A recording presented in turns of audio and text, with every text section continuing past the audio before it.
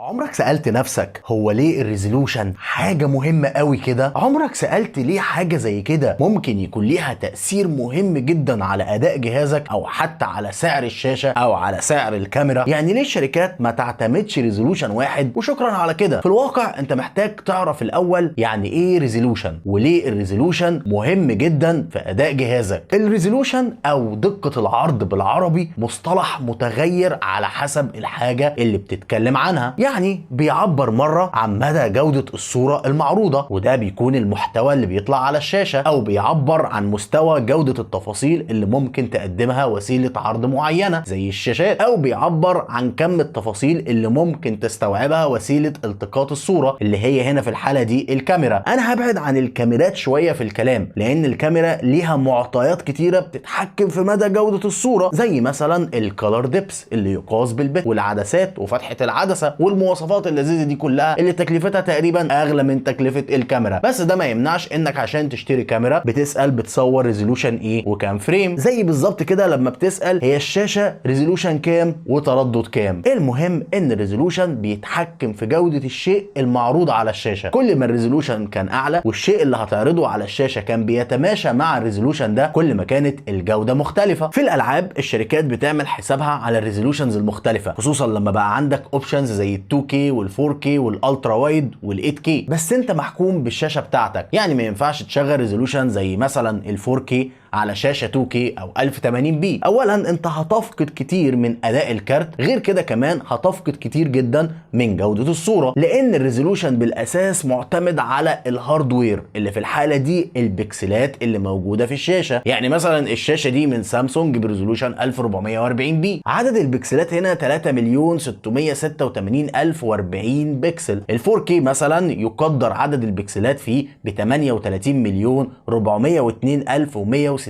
بكسل، اللي هو حاصل البكسلات بالطول في العرض. فانت كده فهمت ليه ما ينفعش يشتغل ده على ده حتى لو الكارت بتاعك بيسمح بتقنيات الاب سكيلينج، وده ملوش علاقه بالدي ال اس اس والاف اس ار او الاكس اي اس اس. دي تقنيات بتشتغل بشكل مختلف شويه. الالعاب فاهمه فكره الريزولوشن كويس جدا، فلما بترفع الريزولوشن انت بتزود من تفاصيل الصوره، لكن ده ما بيزودش في السين اللي قدامك ده اي حاجه او بيديك اليمنتس اكتر، الا طبعا لو شاشه الترا وايد، ده موضوع تاني خالص، ده الاسبكت ريشيو. الصوره نفسها بتبقى تفاصيلها اكتر وحد اكتر او بيبرز تفاصيل اكتر. الدقات القليله زي ال 1080p مثلا ما بتبرزهاش او انت ما بتشوفهاش. ياثر ازاي ده على الفريمات؟ في الصوره الثابته هو فريم واحد بيتعالج مره واحده وشكرا على كده. في الافلام او الفيديوهات الصوره بتتعالج بناء على اللي اصلا موجود اللي هنا اسمه بلاي باك، فبيكون في جزء من المعالجه بس مش جزء كبير، ما فيهوش يعني جزء الكرييشن او ان انت بتخلق حاجه جديده. انما في الالعاب الكارت بيعالج الصوره من اول وجديد او بيخلق صوره جديده. هو عنده فايلات مكتوبه بشكل غير مفهوم بالنسبه لك انت، هو بيبدا يجمعها ويذاكرها ويحولها للعبه او للفريمز اللي بتظهر قدامك. لما بترفع الريزولوشن انت هنا بتستخدم بكسلات ازيد، بالتالي بتطلب منه انه يعمل مجهود اكتر، بالتالي الاداء بيقل على حسب الريزولوشن وعلى حسب الكارت اللي عندك. فالريزولوشن لو ما خدتش بالك لحد دلوقتي هو مهم جدا جدا جدا جدا في تحديد انهي افضل كارت شاشه بالنسبه لك في الالعاب. وبعيدا عن الالعاب ريزولوشن اكبر يعني داتا اكتر تقدر تعرضها على الشاشه، زي مثلا لو بتستخدم ادوبي بريمير تقدر تجمع تولز اكتر في ويندو واحده. نفس الموضوع في الفوتوشوب او اي برنامج بشكل عام. انا من الناس اللي بتستخدم ال 1440p من سنه 2014 وبشوف ان الريزولوشن ده هو افضل اختيار ليك دلوقتي واللي تقدر تعتبره بعد كده هو المين ستريم. وقتها الريزولوشن ده كان جديد جدا ومحتاج عشان بس تعرف تلعب عليه مش اقل من كارتين شاشه اس ال اي او كروس فاير عشان بس تجيب ال 60 فريم عشان ال 60 هرتز بتوعه. دلوقتي انت بكارت زي الار تي اكس 3060 ممكن تجيب متوسط ال 60 فريم بسهوله جدا في معظم الالعاب. بعض الالعاب زي العاق سايبر بانك وريد ديد ريديمشن 2 ممكن تحتاج تستخدم حاجه زي الدي ال اس اس، بس في النهايه انت ممكن تجيب ال 60 فريم دول بسهوله. في الفتره الاخيره اتطلبت مني تجربه الشاشه دي سامسونج اوديسي جي 5 سبب شهرتها اولا مواصفاتها اللي تناسب اي مستخدم عدا الجرافيك ديزاينرز، ثانيا سعرها الكويس، ثالثا ان دي شاشه من سامسونج. اولا هي شاشه بحجم 27 بوصه بريزولوشن 2560 في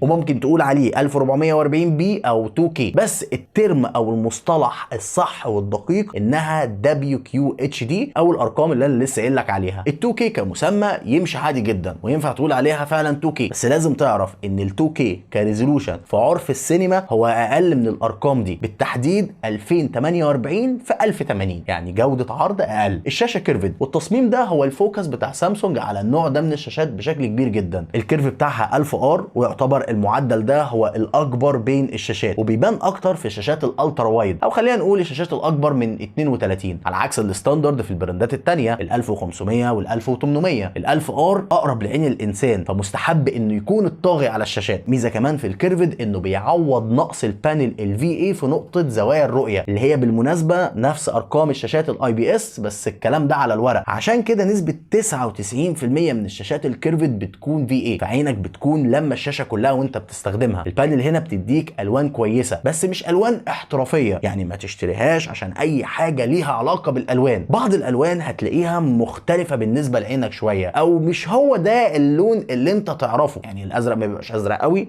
الاحمر ما بيبقاش احمر جدا، والاخضر ما بيبقاش اخضر جدا. وده الطبيعي بالمناسبه في شاشات الVA، ما تستناش منها اكتر من كده. الVA اصلا مش معمول عشان الالوان، بس عندك مودز كتيره تغير بينها، والمود اللي هتختاره بيكون بيقفل بعض الاعدادات، لان هو بيكون كاليبريتد على برايتنس معين، كونتراست معين، ساتوريشن معين، وما الى ذلك. بس من اكتر الحاجات اللي عجباني انك بتتحكم تقريبا في كل حاجه في الشاشه، من اول وضوح الالوان لحد درجه تشبعها، فتقدر زي ما تقول كده نعمل مود خاص بينا لو عندنا كاليبريتور يديك الوان كويسه جدا تناسب شغلك. بس افتكر دي اساسا مش شاشه الوان. التحكم في الاعدادات سهل وسريع وسلس زي تجربه الالعاب بالظبط. كشاشه 2K في الوقت الحالي تقدر تجيبها بتردد 144 هرتز عادي جدا، لان زي ما قلت لك قبل كده انت بقيت قادر تجيب كارت ب $250 اللي هو تقريبا نفس ثمن الشاشه ويمكن اقل سيكا، وتلعب على متوسط فريمات كويس جدا، اللي هو في الطبيعي 30 او 60 ده ممتاز جدا. الشاشه هتديك تجربه لعب كويسه جدا، بالاخص لو انت تريبل اي جيمر، ولو حتى بتلعب العاب اي سبورتس. افتكر ان افضل اختيار بيكون الشاشه اللي الريسبونس تايم بتاعها جراي تو جراي مش MPRT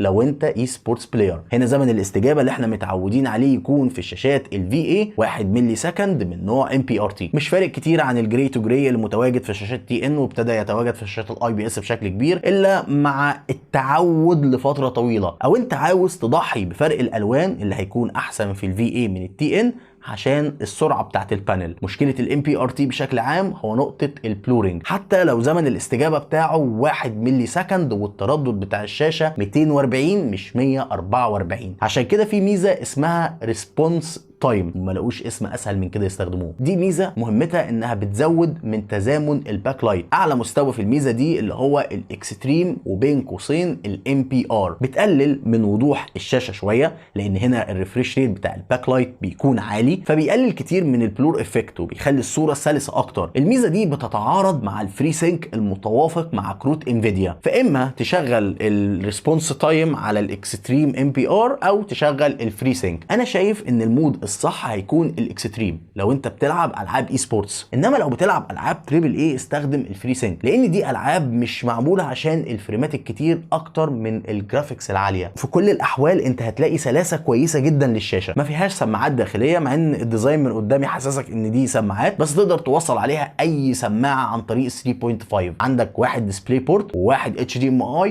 وبورت USB عشان الفيرموير فقط لا غير. وده لو هتعمله خلي بالك من موديل الشاشه كويس، يعني الموديل ده هو ال LC27G55 TQBMX-EG، وبالمناسبه هي من مصنع سامسونج في مصر. فلو هتعمل فيرموير لازم يكون الموديل ده بالظبط، غير كده مش هيقبل. الفيرموير ده عامل زي ابديت البايظ، فما تعملوش الا لو انت محتاجه وهو موجود اصلا. سعر الشاشه دي كام؟ هو 8200 جنيه مصري، والسعر ده هو اكبر سبب لشهرتها حتى دلوقتي وزمان، بعد طبعا المواصفات وكونها شاشه من سامسونج. كمصريين احنا بنحب شاشات سامسونج من زمان، لدرجه ان في مره، ومش تريقه والله، بس ده يقيس لك قد ايه احنا بنحب البراند ده بعيدا عن التكنيكاليتي. واحد صاحبي بيحكي لي بيقول لي انا سمعت واحد بيشتري شاشه من سامسونج وبيقول له انا هشتري سامسونج عشان البانل الفي اي في سامسونج غير، يعني احسن من الاي بي اس. بالنسبه له احسن من الاي بي اس، لان هو وجهه نظره ان الفي اي في سامسونج غير، بعيدا عن ان الكلام ده بنسبه 100% مش صح. بس ده بيعكس لك قد ايه سامسونج في مصر غير اي براند تاني بالنسبه للمصريين. اتوفرت لنا الشاشه دي من اي بي سي شوب او ادفانسد بزنس سنتر، عندهم تشكيله كبيره جدا من شاشات سامسونج، من اقل شاشه لاغلى شاشه، ومنتجات تانية كتير سواء لابتوب او بي سي كومبوننت، تقدر تعرفها من اللينك اللي تحت في الديسكربشن. الشاشه سعرها 8199 جنيه مصري بالظبط، تقدر تشتريها بتقسيط عن طريق 6 بنوك لحد 24 شهر، ولو مالكش في التقسيط وفلوسك حاضره على طول ممكن تشتريها كاش بخصم 2% وقت الاستلام. وغير كده كمان في كود خصم هتلاقيه تحت في الديسكربشن،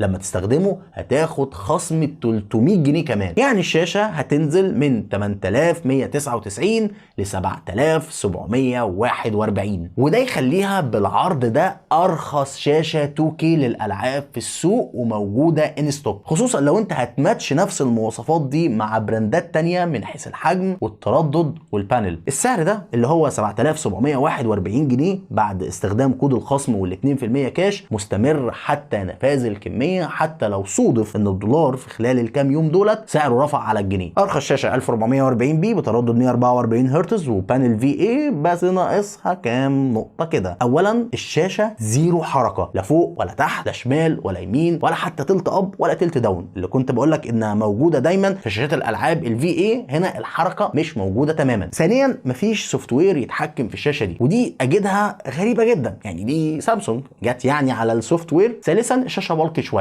رابعا الفريم بتاعها نسبيا كبير شويه. خامسا الستاند كبير حبتين ومن البلاستيك بس ثابت جدا على المكتب، بس محتاج تكون عامل حسابك في مكتب عريض حبتين، الا لو انت هتعلقها في الحركه او الستاند هنا مش هيفرقوا معاك في حاجه. سادسا تقريبا كنت اتمنى انها تكون 165 هرتز. غير كده انا شايف انها شاشه كويسه جدا كتجربه العاب، والالوان فيها مناسبه لاستخدامات ترفيهيه من الدرجه الاولى، ما هياش ليفل الاحتراف في الالوان. لكن لو انت عاوز شاشه بنفس المواصفات دي ومن سامسونج بس بالوان احسن او ببانل اي بي اس، كان في موديل منها موجود كان اوديسي جي 58، وكان تردده كمان اعلى وكانت مختلفه تماما من حيث التصميم. اولها طبعا انها كانت فلات. انما لو عاوز يكون لنا تجربه بقى مع شاشات تانية من سامسونج قول لي تحت في التعليقات، وما تنساش تشترك في القناه عشان المراجعه اللي جايه يمكن تكون شاشه تانية من سامسونج. لايك لو الحلقه عجبتك، ولحد الحلقه اللي جايه سلام.